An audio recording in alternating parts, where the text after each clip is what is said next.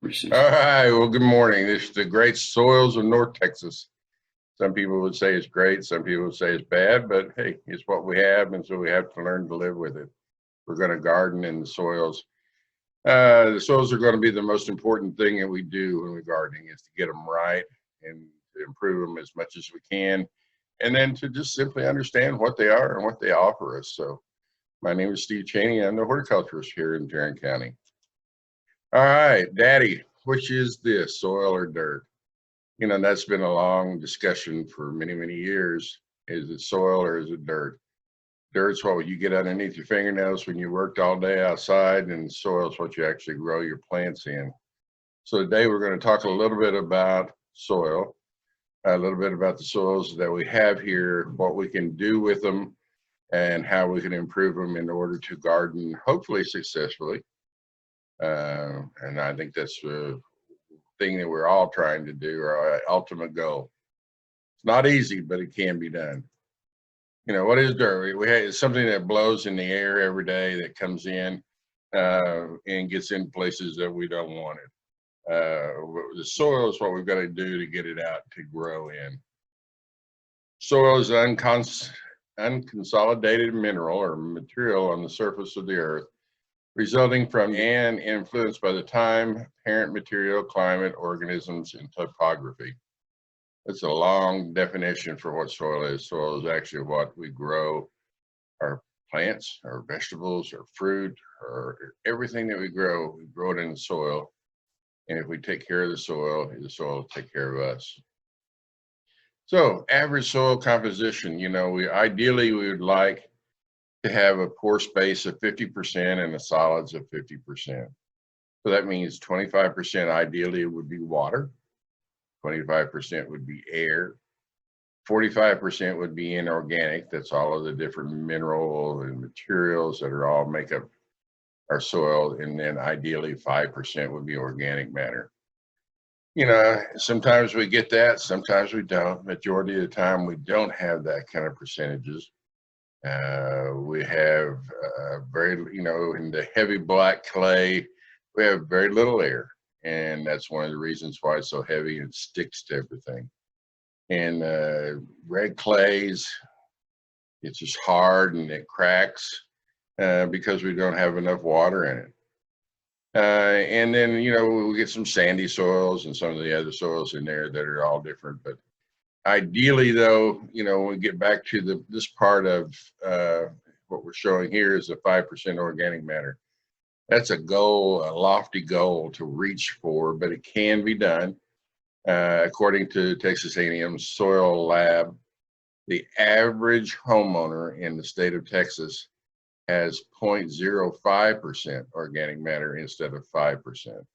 So there's a long ways to go in order to get to that lofty goal of 5%. But again, it can be done. So don't give up on it. Don't think that you can't do it, because it definitely can be done. So anyway, we're going to talk a little bit about that today on how to get there. Relative size comparison of soil particles, when you stop and think about it, is kind of different. People often feel like the sand, you know, is so small and the silt is in between and the clay is the big particle, but it's just the opposite. The sand is actually the biggest particle we have. The silt is much, much smaller, and then the clay is the tiniest particle we have in the soil. So if you look in comparison, size-wise, sand would be like a barrel. Silt would be like a plate, and clay would be like a little dime, you know, that size comparison. So it kind of gives you an idea. You know, something say, well, you know, sand is there's so much of it and it just sifts between your fingers. You know, it's got to be small. Well, it's not, because you can fill something up with sand and then put some other things in it and it'll fill in between the particles. So the clay is so small, particle, that water has a hard time getting in it.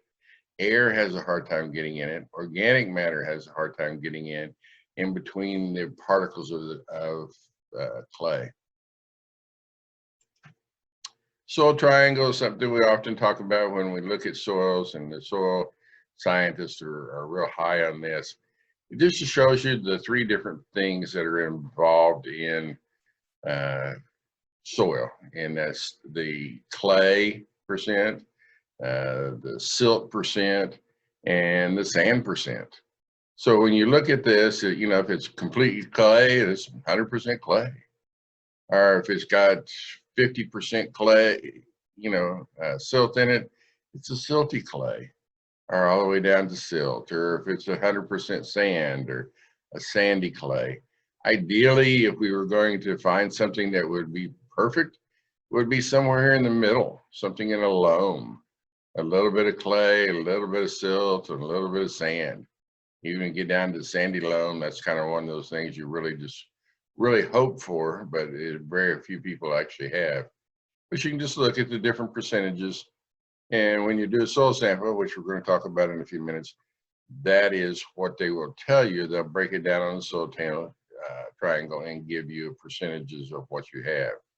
So it may be coarse, maybe medium, maybe fine, maybe a combination of all the above. You know, when you look at the general soil map of Texas, it kind of gives you an idea of how many different types of soils are out there. You know, as we can see here, all these different colors are all different types of soils. In Tarrant County alone, we have 77 soil types. Can you imagine that? 77 completely different soil types just in the one county. So this kind of map just kind of shows you a little bit overall of what's going on, you know, the different clays, the different sands, the different wet areas. So it's kind of interesting to look. You can go to NRCS, it's the National Resource Conservation Service. It's a part of the Department of Ag, and they have all the soil maps so that you can actually go get a current soil map and look at your piece of property you're thinking about buying in the middle of nowhere, and you can look it up and it'll tell you exactly the soil types that you have there without even going there. So it's kind of interesting when you look at it from that area. All right. You know, we talk about, people call the office all the time. They ask our master gardeners and they said, you know, what should I do in my soil? Can I change it this? What kind of fertilizer should I put in it? All of those different things. And, you know, and the first thing I always say is, have you had a soil test done? And they said, nope, don't even know what it is. You know, or yeah, I've heard about it, but I don't want to spend the $10. I'd rather go put some $10 more of flowers in or something, you know. So this is kind of my idea of what, you know, when people say no, I said, what? Really? You know, you got to have a soil test. Otherwise, you're just guessing. So how do we evaluate soil fertility? Now we're going to talk about soil tests. The soil test is the key to the nutrient management. Otherwise, we have no idea. People call me and they say, Steve, you're the expert. Tell me what kind of fertilizer I should put down. And my reply is, if you don't have a soil test, your guess is as good as mine. And they said, well, how can you be guessing? You're the expert. I said, well, the reason is I'm only guessing because I don't know what you have in your soil. I don't know what you've done to your soil. I don't know what the people did before you. I don't know if it was farmed at one time. I don't know if it was covered up a landfill. I don't know any of that stuff. So really your guess is as good as mine, because at least you see it, you mow it, you do whatever you need to do. So the soil test is the key to the nutrient management. People say, hey, can I get one of the soil test kits at one of the box stores or one of the nurseries? Yeah, you can. It's not as in depth. It doesn't give you as much information. And yes, it's better than a guess, but when you stop and look at a soil test that you're going to do maybe once every year or once every other year, and it's 10 to 12 bucks, and you're looking at buying a soil test kit for $12 to $15, and then you have to replace the stuff in it all the time, you know, it doesn't really make sense. So think about doing it at one of the soil labs. Obviously, since I work for A&M, we suggest A&M soil lab, but there are others out there. So the soil test, what it is, it's a chemical extraction that provides an index to estimate the ability of a soil to provide nutrients for plant growth. You know, it can identify the degree of deficiency or sufficiency of a nutrient.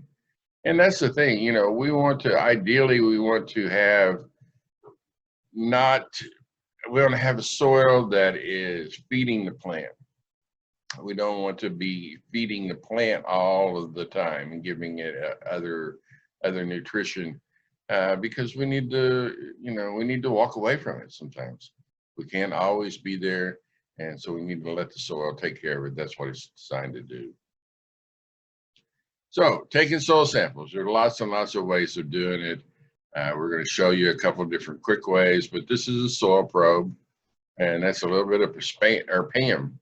You know, you can use all different kinds of things, but all that they're using that is just to put a little bit on the probe so that it'll go into the ground easier.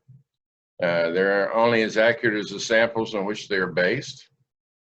Soil samples, you know, when you go out and you divide up the area that you have, you know, if you're doing acreage, you know, may divide it into an acre or half an acre, or whatever's easiest for you. If you're doing a home, you may divide it into the front yard, backyard, or front yard and side yard, or front yard and vegetable garden, or whatever it may be.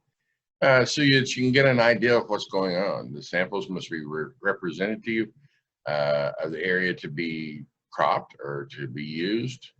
And then, so we're going to go in and use that soil probe to push down into the ground and get a sampling of what's going on in that soil. So again, we push it all the way down in, it's going in, you know, 10 to 12 inches. And then we pull it out, and you can see the soil cores there. And so that's how far it went into the ground. And you see, if you took it out and really looked at it and broke that down, you see a little bit of difference in the different layers of it here. Here we're getting closer to the top, and so it should have a little bit more topsoil. Here it should have a little bit more secondary soil, and here it should have a little bit, maybe not so good soil, the original parent soil. Once you get it out, then we put it in a box, we put it in a baggie, we do whatever. But the first thing is that we put it in a big box or a bucket and mix it up really good, because you don't want to take just one sampling, because you might, you know, tell them what you did. So front yard, maybe 6, 8, 10 samples, put them in a bucket, mix it up real good, and then take that one sampling out of here, so it's a composite or homogeneous sampling of your front yard or your pasture or your backyard or your vegetable beds or whatever. So once you get that, then we send it into A&M to the lab, and they take care of that. If you don't want to use a soil probe, you know, or an auger like they have here, you can use a trowel or a spade. A lot of people at times will suggest a trowel if you're doing a lawn or turf, you know, because they don't want to dig, you know, mess up their turf. So you can take a trowel and just push it in kind of at an angle and get down 3 to 6 inches, and then lay that piece back over, get a third of a cup or so out of there, and then lay that piece back down and push it back so that you never know that you tore it up. But that's a lot of times where the auger or the tube come in. Or you may use a big shovel. It's up to you, whatever you want to do. 6-inch composite sample. Normally, recommendation is 4 inches for sod. You know, whatever you want to do, but you want to get somewhere in that 3 to 6 inches is where you're going to get your soil sample from. Routine test is what most people do. Gives you your soil pH, your salinity, your nitrates, and your macronutrients. We're going to talk about that in a second. Micronutrient test is additional. It's zinc, iron, and magnesium, and copper. Other tests may be boron, salinity, lime requirement, texture, and even organic matter. You may want to do that when you start off to have a baseline of, well, is your organic matter at that 5% we'd ideally like, or is it at 1%, or is it at 0.05 like the average person? So that you'll know how you're going to work towards that. Taking good soil samples, again, taking cores in various different places so that we get a homogeneous, put it in a bag and mail it immediately to the lab along with the form that comes on it. And then that way you'll be able to get it to them. It'll take about a week there, depending on how backlogged they are. And then they'll be able to send you a soil sample telling you everything that was going on that day. Now, you know, when we talk about that, one of the things that's really important to think about is it's no different than you going out and taking a snapshot of a flower. It records what's going on at that time.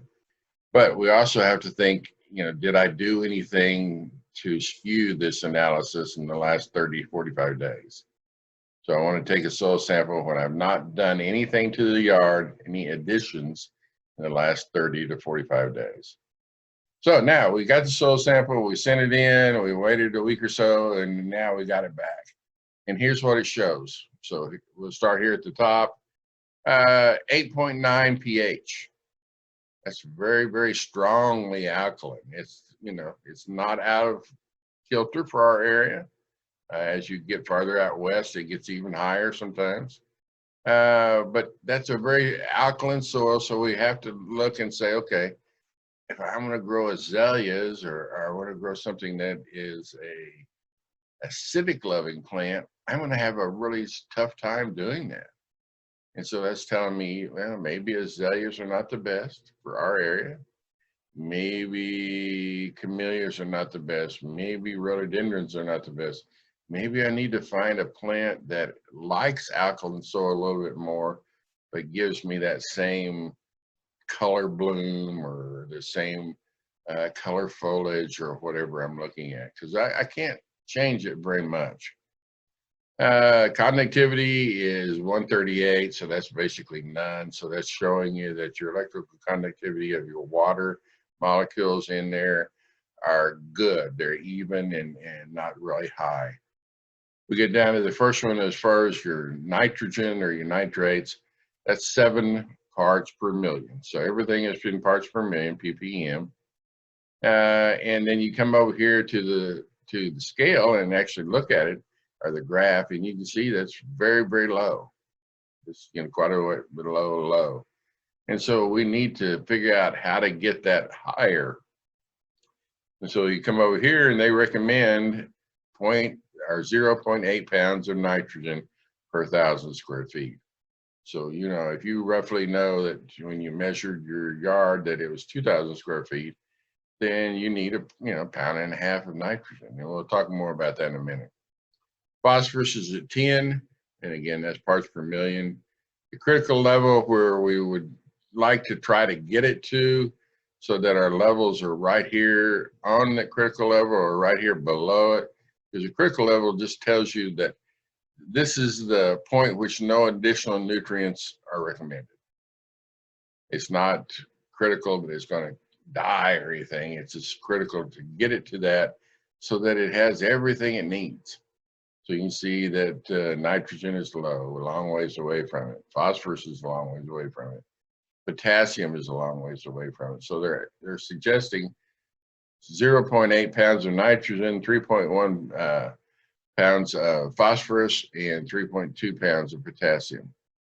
And we get over to calcium, it's 1809, that's parts per million. So it's a little bit above the critical level, so nothing suggested there, nothing to worry about. Magnesium 298, sulfur 21, all right, just a slight bit over the top of that. Sodium is 181. It's a little bit below critical level, but that's good. That's one of the few chemicals that we don't want it to ever get to that, because we don't really need excess salt in our soil. And then iron and zinc and manganese and copper, you can see it, all that. And then a limestone requirement if it should need any lime. So when we come back over here to this, then we have to look, here's the recommendations, but do we need it today? Do we need to rush out and get all of those today? Not necessarily. That's just saying we need the amount to get it up to this level. So anytime that I add fertilizer means that I have to water it in. So if I'm in a period of time where I've got a water shortage, then I may not want to go adding fertilizer right away. Or if I know that my plants are really suffering, I may go back in and add a third of it, fourth of it, and do that, you know, and give it smaller meals out over a longer period of time to eventually get it there. But it's something to think about. Here's one for a garden. So again, it's, you know, here they're showing a crop garden. It's 7.4 pH, so it's just slightly alkaline, quite a ways below the 8.9.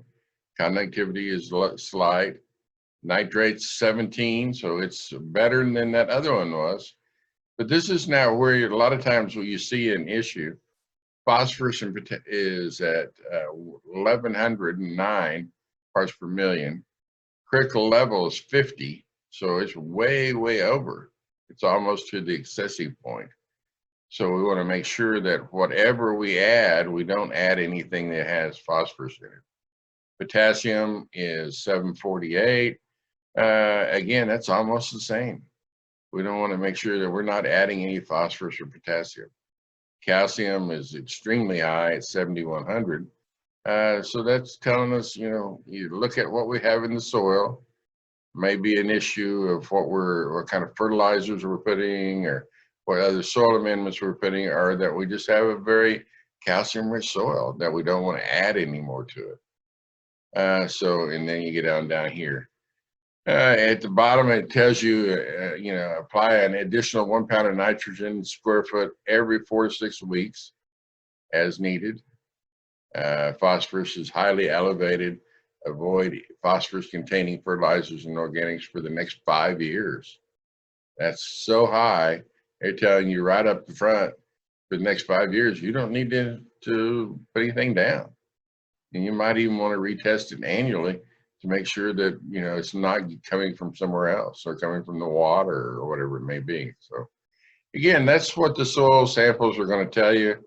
It's a fairly easy graph to read, and it's well worth the $10 or $12 that you took to pay for it.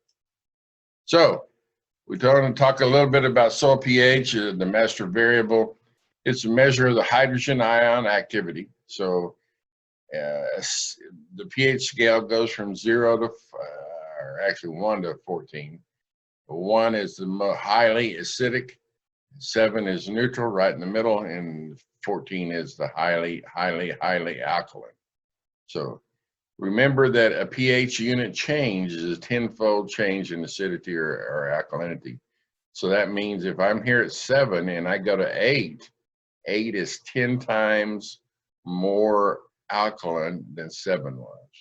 If I went up to 9, that's 10 times 10. So 9 is 100 times more alkaline than 7.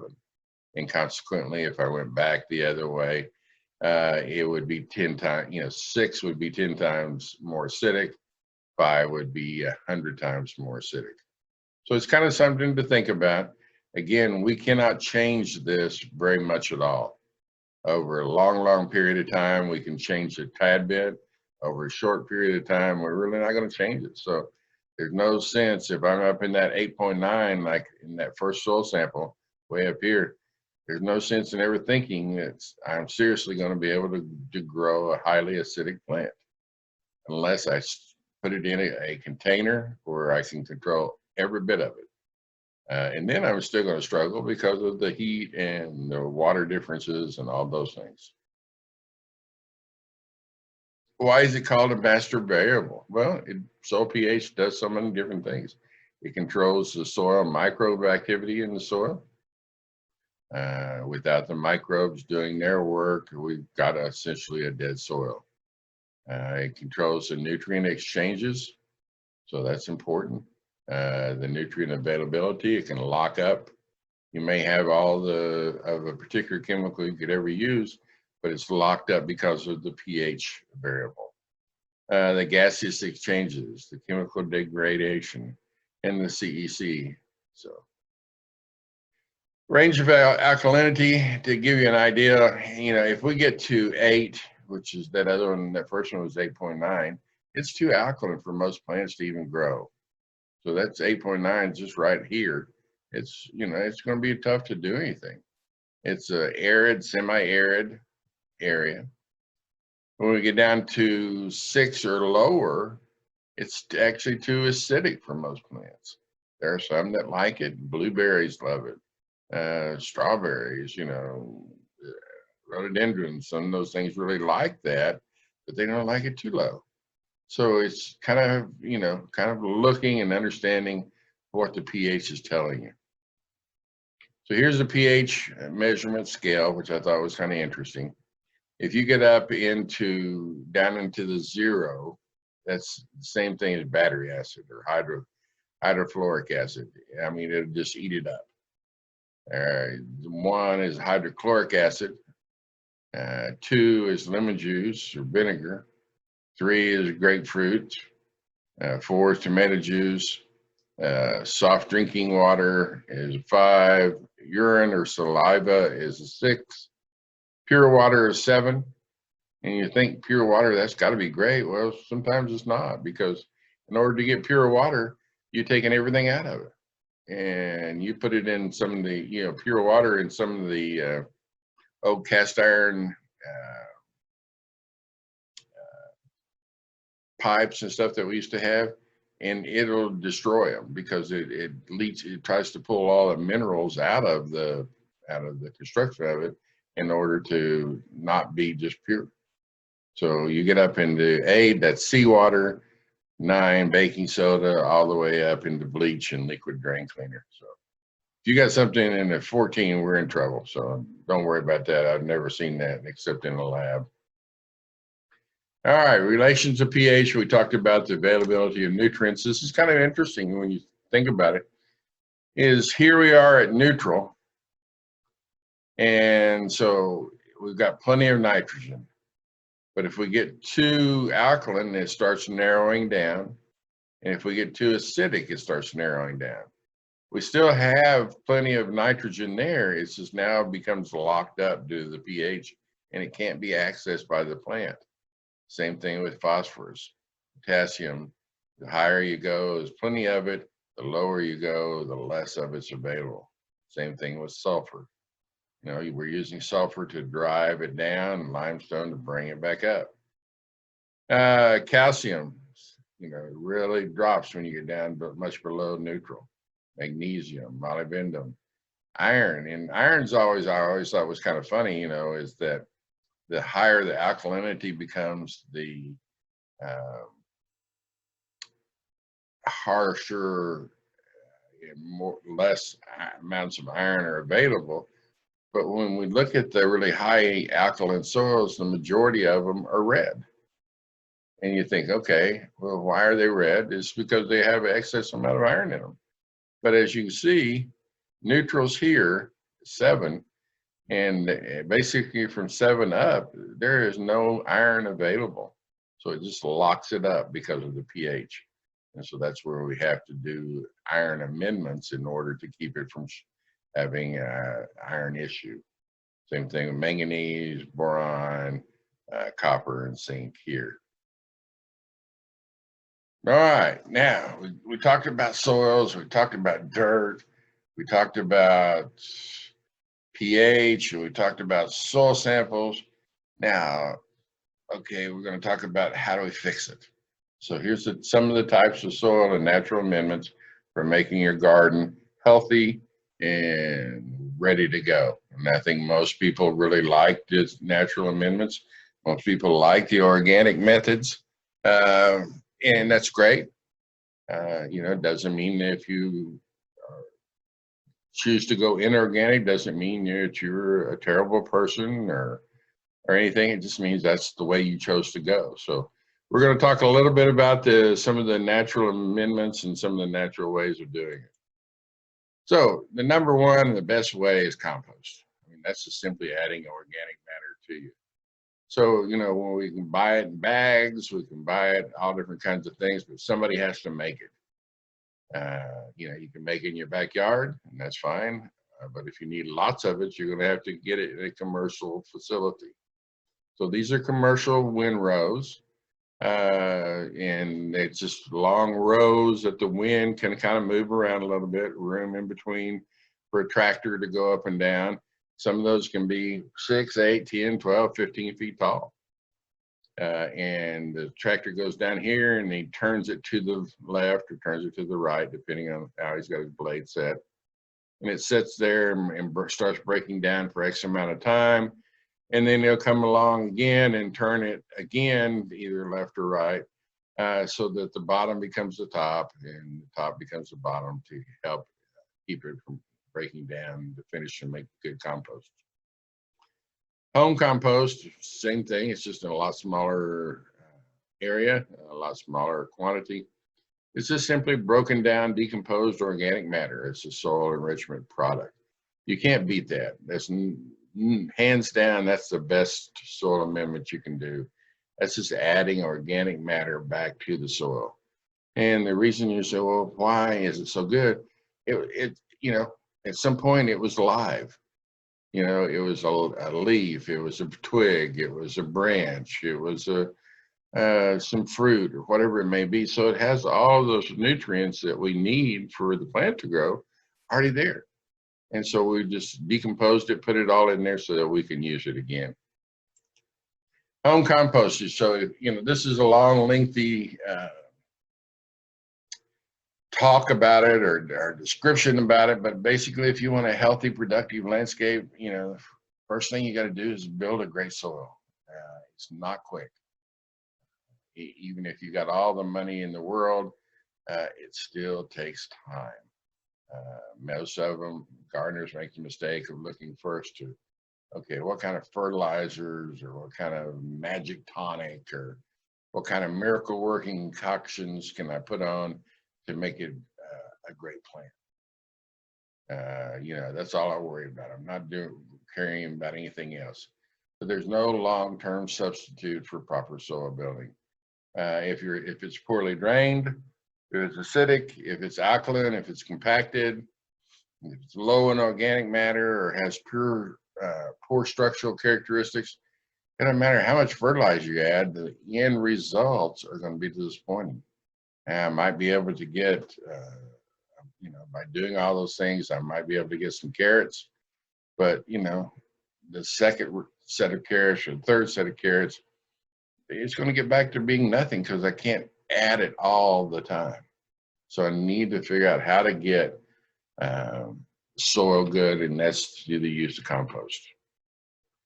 Goal is to build it that needs few additional inputs rather than something that's always looking for a quick fix.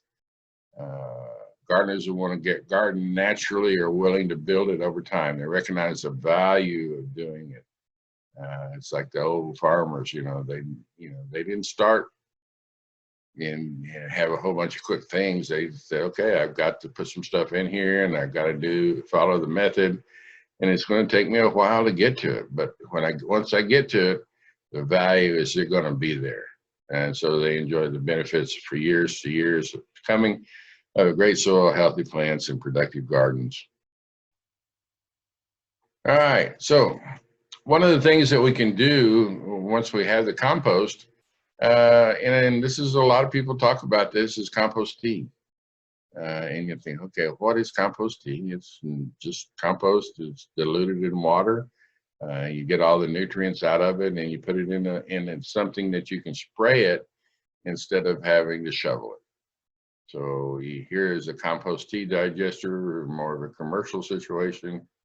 And it's kind of, you know, people say, well, tell me more. And it's kind of like making the old thing of making sun tea. When we were kids, you know, they put the tea and the water and all the stuff in great big glass jugs and put it out in the sun and let it sit out there all day and to make tea. Same kind of thing. We put the compost in, we put it in some kind of a bag, just like a tea bag would be. We put it in with water and we put it out in sunlight and close it up, and then we let it go and let it leach all that good stuff out of there. And so it becomes something that we can easily apply. Yeah, you may not have a big one like that, so you may have to go something smaller. So here is on your left is a semi-commercial. It's, still done by a homeowner, but it's a little big than normal. Here's a smaller one, more of a homeowner size, where you can put it out and add the water to it and add the things to it. You've got some vents, and then you open up the piece down here and let it come out into your jug or whatever you're going to spray it with. And that's a great way of doing it. Now, if you got a big garden or you got a farm or something, and you may want to put it in a great big spreader. And then that way you can drive down and spray acres or hundreds of acres or even a acre, as opposed to just going out and spraying, 100 square feet in your backyard. One of my favorite ways of doing composting or adding organic matter to it is just spreading the finished compost over a soil. So if I know that I want to make a new bed or I want to make a new garden bed or whatever, I go out and it's all grass right now. I don't want to have to go use chemicals. I just simply go out, mow it low, and put some newspaper and cardboard over it, and then put a lot of finished compost over the soil, spreading chopped up non-composted materials over it as well, and just kind of make a lasagna effect across there. Water it in good, and then just walk away. That way I don't have to do a lot of digging. I don't have to do a lot of tilling. I don't have to do a lot of work. I just walk away. And then that breaks down. And then in 3 or 4 or 5 months, I can come back and I can just dig right into it and plant my plants, and I don't have to worry about it. So it's a great way of doing it. So sheet composting, look at it and see. So we talk, soil amendments. What's the best? Obvious organic matter is, as the decaying remains of plants and animals, as it decomposes, it releases all the nutrients that we need that are absorbed by the soil-dwelling microorganisms and bacteria. And that's what we want it. That's what we want it to be. So again, that's got to be the best one. But there are plenty more. So we can do compost. We could do shredded tree barks. We could do sphagnum peat moss. We can do manure. You want to watch when you're doing manure that we suggest the cow, sheep, chicken, horse, rabbit. And the simple reason is because all of those animals eat other grains and other plants. We try to stay away from the manure from a meat eater or carnivore. It's not that it doesn't work, it just has a lot of other things that can sometimes cause issues. Leaf mold, maybe even a little bit of wood ash. If it gets a really cold winter and you burn a lot of firewood, then you may have some ash, and what are you going to do with it? But be sure and put this sparingly because it can really cause an issue if you're not careful. All right, how do I turn good clay, or is it good? But that's primarily what we have. How do I turn it into a growing soil? So get your soil tested, add the suggested amendments to your soil that the soil test tells you. Clay soil may also need some secondary macronutrients such as calcium or sulfur or magnesium. Again, the soil sample will tell you that. Consider using a winter cover crop such as annual rye or any legume over it so that it sets there growing something during the winter, but something that's going to push something back into the soil. It's going to put nitrogen back in the soil. It's going to put minerals back in the soil. We're not harvesting it. We're simply growing it so that we can turn it back under in the soil. When starting new beds, consider using the lasagna method like we talked about on the sheet composting so that you have different layers. What does it mean, amending your soil? It means simply putting material back into the soil, changing the physical nature of it, reducing compaction, aerating the soil, allowing water and nutrients to move easily through it and reach plant roots. That's a big thing. And the more that we can do that, the better off our soil is going to be. Better off our soil is going to be. That means the better off our plants or whatever we're growing is going to be. What soil amendments do you need? You know, we talked about compost. We talked about compost tea. But there, you know, we talked about a lot of different things, but there are plenty of other things there. So lime, it raises the soil pH, and maybe you're in the oddball category in our area in North Texas that actually has a low pH. You may need to raise it a little bit, or you may want to put sulfur on it to lower it a little bit. You may increase the acidity with using a little gypsum. It improves the aeration of compacted soils, helps it to drain better. Perlite improves aeration, drainage. Vermiculite improves moisture retention and aeration. So there's lots of different things you might think of. You may want to have some different kinds of fertilizers. This is just a small list of some of the natural fertilizers that are out there. Alfalfa meal, great addition. Adds 3% nitrogen, so it just gives a little taste, a little bit of something adding to it without having too much. So we don't have to worry about putting a lot of water on it because we're worried that it's going to burn the lawn or burn the plants. Blood meal, 12% nitrogen, so that can be good. Bone meal, 12% phosphate or phosphorus. Corn gluten meal, 10% nitrogen. Cottonseed meal, 6% nitrogen. Feather meal, and we'll talk more about this in a minute, but you know, it's a very, very slow release, 12% nitrogen.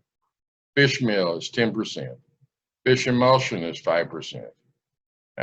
Green sand is 5% potash, or you know, it's a very slow release. Kelp meal, gypsum, lime, soft rock phosphate, potassium magnesium sulfate. So there are lots and lots of natural fertilizers to, you know, think about. So here we are and talk about a few of them. It's just kind of what you see when you go to the stores or you go to some of your organic markets. You may have feather meal. Feather meal is made from feathers, obviously is what it says. So it's when they clean up in a chicken house or a duck house or whatever. And it's 12% nitrogen. You may have cottonseed meal when they're processing the cotton, and the rest, you know, the leftovers from the seeds and stuff. It has a little bit of nitrogen, has a little bit of phosphorus, and even a tad bit of potassium. Fish meal, you know, left over from when they're canning up all of the tuna or whatever it may be. So that can be good. A lot of people talk about adding humic acids back to it. And that can be good on a big thing. It's a natural, highly concentrated source of humic acids, ideal for use on fields and turf. It increases and enhances the nutrient uptake, stimulates good microbes in the soil that greatly benefit the plant health. And so that's usually done in a liquid form and sprayed on, but it can be done in a pelletized form as well. So that's something you may want to think about. We talked a little bit earlier about green sand. You know, green sand is good. You know, is it the first one to add? Probably not, because you know there are other things maybe a little better. But you know that may be something to fine tune a particular soil. Soybean meal. You know, processing soybeans. Blood meal. You know, a lot of good nitrogen there. Then I got all the things. One of the neat things that we've from A&M have used and talked about for a long, long time is expanded shale. Expanded shale is simply shale rock that's mined. A lot of it's mined down south of Dallas. And then they break it up into different sized pebbles, all the way down to BB size if you want it, but most of them are going to be the size of a small bean. And then they run it through a kiln. It's kind of neat because they run, you know, start at one end and run it through a kiln. It's 1800 degrees, and when it comes out the other end, it's expanded, and it actually has some air pockets in it. So I often talk about that being a popcorn kernel and a piece of popcorn. You try to chew on a popcorn kernel, it's going to break your teeth.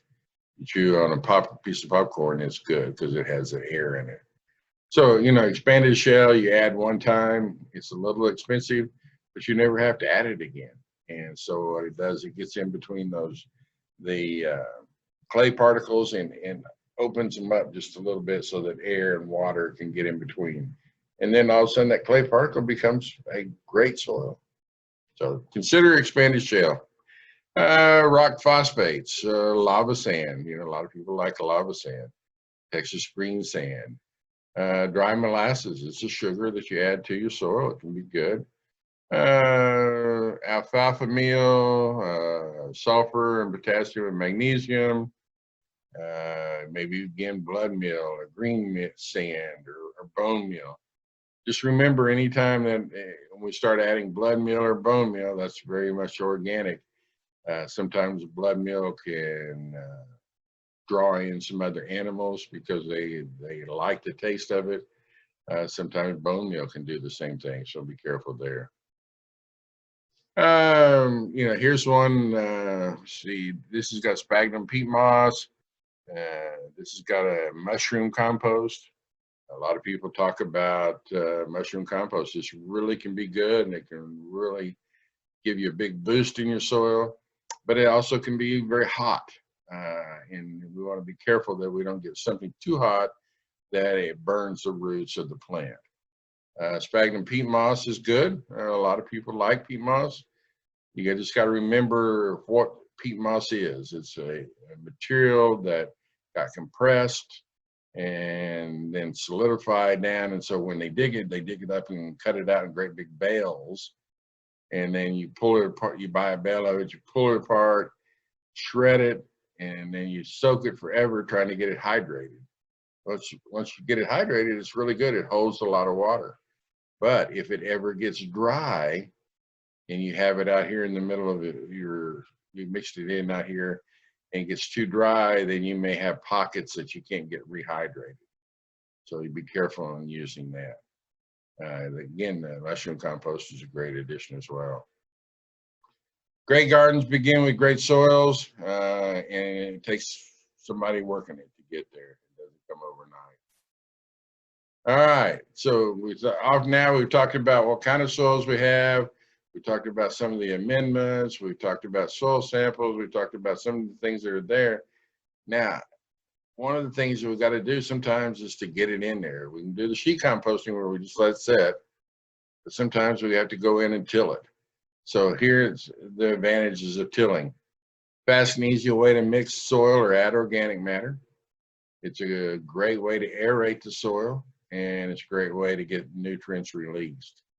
So you think, wow, okay, then I should go out and till everything, right? Well, not necessarily, because the disadvantage is it destroys the soil texture.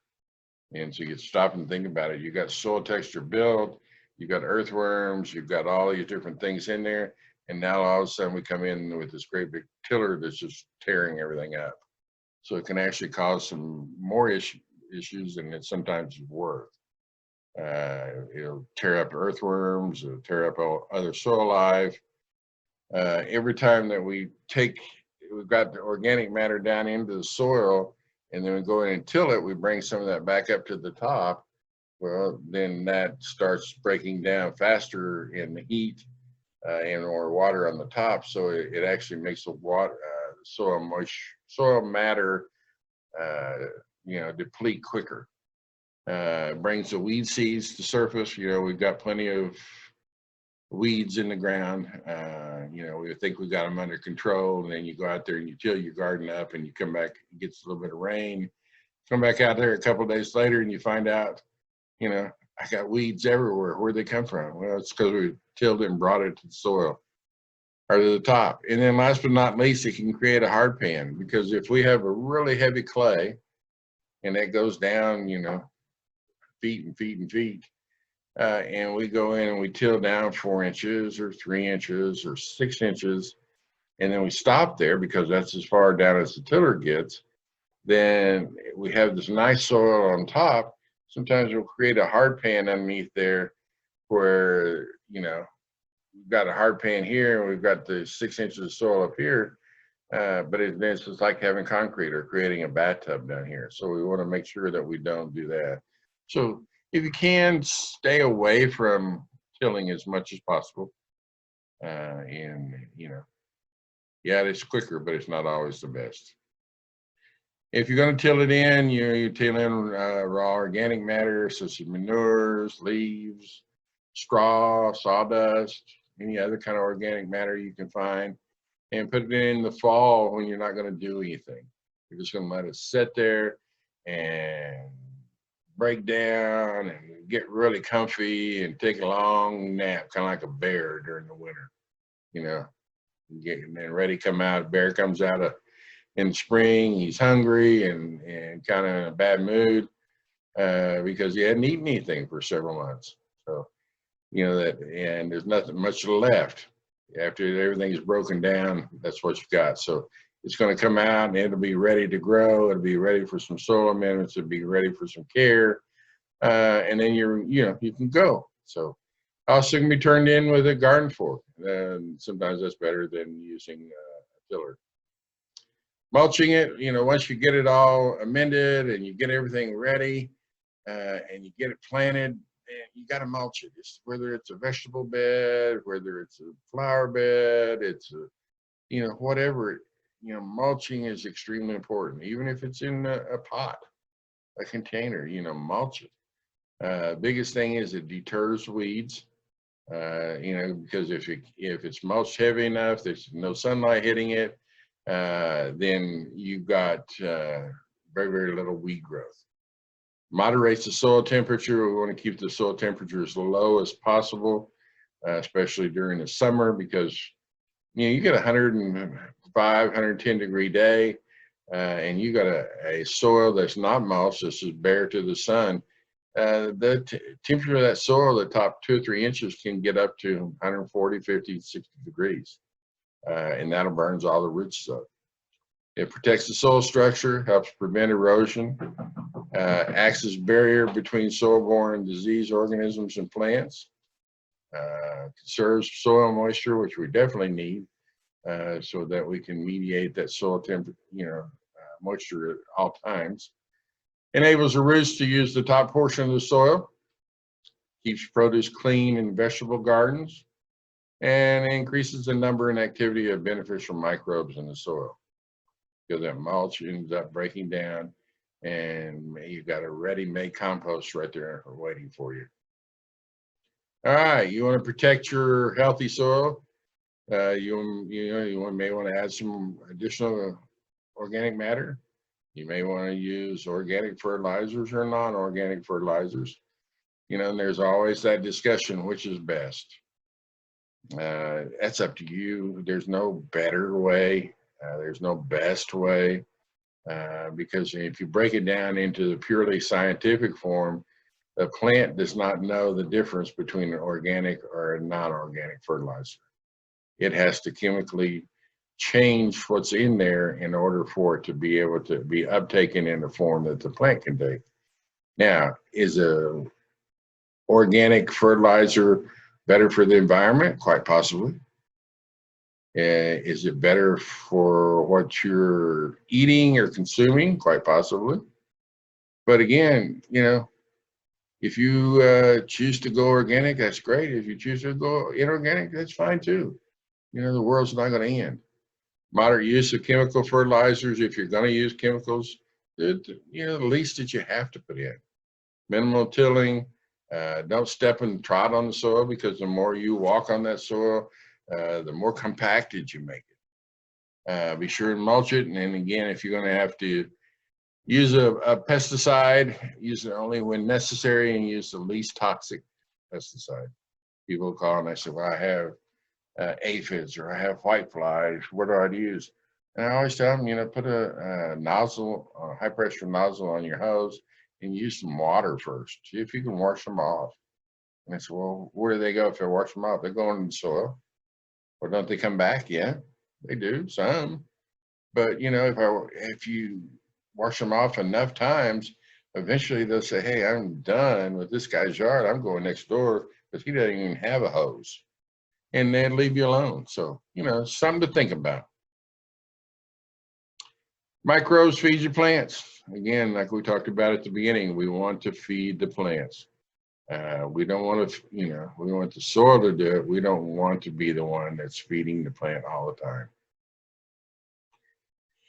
There's a lot of ways of doing it. In additional, if you don't want to use fertilizers, you don't want to use all those things. So a lot of times we'll do cover crops that to let let the plant itself fertilize the soil and to help amend the soil. Peanuts are a great thing. We grow this big heavy cover crop of peanuts. We harvest a few peanuts or get what we want. And then at the end, we turn all of this nitrogen fixating material all back into the soil. And then it just breaks down and becomes compost and enriches the soil. We may want to do other green manure crops, hairy vetch. We may want to do ryegrass or cereal ryegrass. Let it grow, and then when it's time to put it under, you just till it back under or turn it back under, and away you go. And it has helped her a lot. Continuous mulch technique is a different way of doing it. You just keep mulching over your beds and in the walkway year after year after year after year with just leaves or whatever clutter you might have. And it just gradually turns into compost over the years. The neat thing about it is you got a place to walk that you're not compacting the soil too. Get your boots as dirty. And so here is a way of doing just in-garden composting where you're just taking rows of it and we're not planting and just putting leaf litter. You can build raised beds and fill the trenches with leaves, and that works really well. There's lots and lots of leaves there, and then you just keep packing them in. So when you're walking on them during the winter, it keeps your boots dry, not muddy, and then you grow in that raised bed. And then the following year, you just turn it back over the other way.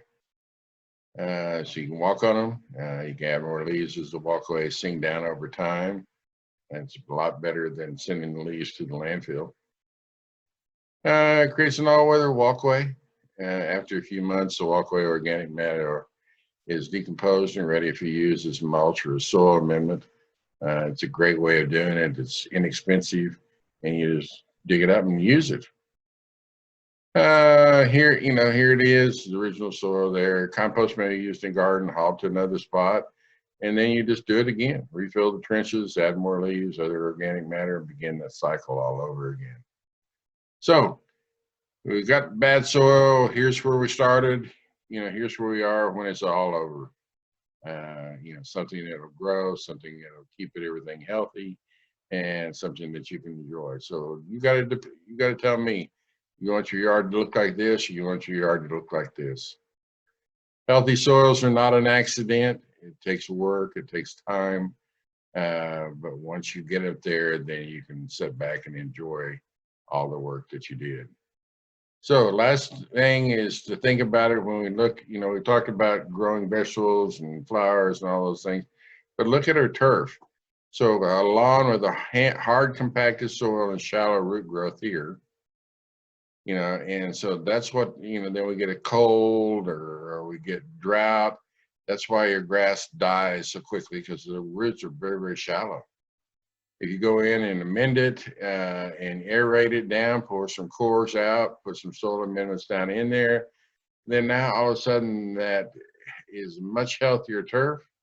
The roots can grow, look at there, 1, 2, 3, 4 times as long and as deep, and so they're healthier. So that's a great way of doing it, just by adding some soil amendments to whatever you're doing. Links you can use. We wanted to kind of finish it up by just kind of telling you some of the things.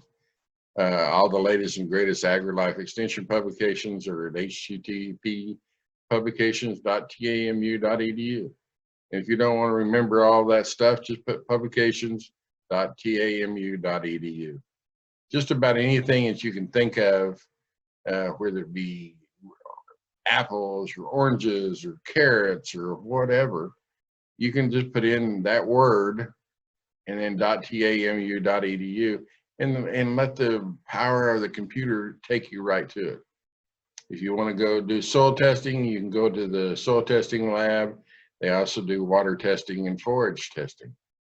So just simply put soil testing, all one word, .tamu.edu. You can go there and find all the forms you need. Do it any middle of the night if you're interested, instead of having to wait and call us at the office. We'll be glad to send it to you, but you can download it straight from there and it tells you how to do it. So last but not least, that's it, folks. That's it in a nutshell on how to take the soils of North Texas, make them useful, make them something that you can enjoy. And takes time, not necessarily a lot of money, but it takes time. But if you take the time to do it, you'll enjoy it. And that's it. Thank you.